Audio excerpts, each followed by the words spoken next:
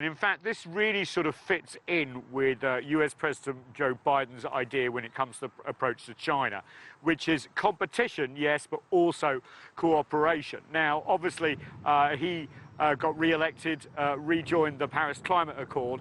That's good news. But the impetus that can be provided by the special envoy, presidential special envoy John Kerry, who was Secretary of State, as we know, from the Paris Climate Accord, and his good relationship with Zhenhua, who used to be the climate envoy and is now back in that position, is good news. And it was actually highlighted to the Ministry of Foreign Affairs as these talks get underway. So let's talk about that and then go deeper.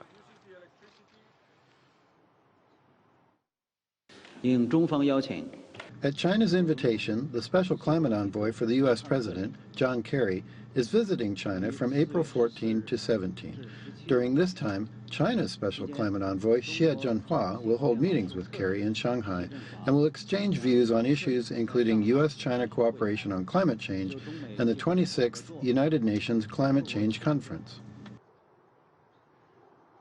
Yeah, and Zhenhua, by the way, is going to be meeting with his German counterparts as well in the next few days. It's all a big push, not towards just November, but also a climate summit here on Earth Day, April 22nd, organised virtually by the White House, with Xi Jinping, we think, will be attending, as well as Joe Biden. But the impetus also comes from China.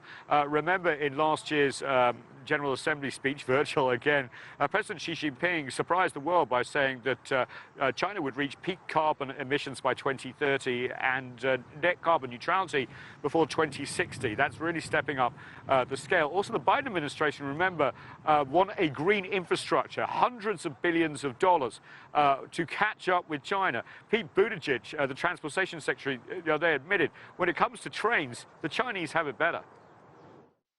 We have to make a decision about whether we're content to be left behind or whether we actually want to remain number one. And for my dime, there's no good reason why we should settle for less, why we should be content. That it's nothing against Chinese citizens, but I'm not content that a Chinese citizen can count on a dramatically better standard of, let's say, train travel than a U.S. citizen. I think Americans should always have the best. Well, it's not just train travel, is it? I mean, look at electric cars, for example, widely adopted across China. And it's also the supply chains when it comes to lithium batteries, not just putting them together, but the technology to make them more efficient, where China is leading as well. And this is where the hundreds of millions, billions rather, that the Biden administration is trying to invest in green technology will be the competition with China. And a lot of these talks, although they'll be talking about cooperation when it comes to levels and helping out the rest of the world with financing potentially, are also about the rules of the world when it comes to financing green projects across the world, which China and the US will compete for. And competition is no bad thing, because it could help us get to saving the planet a lot quicker.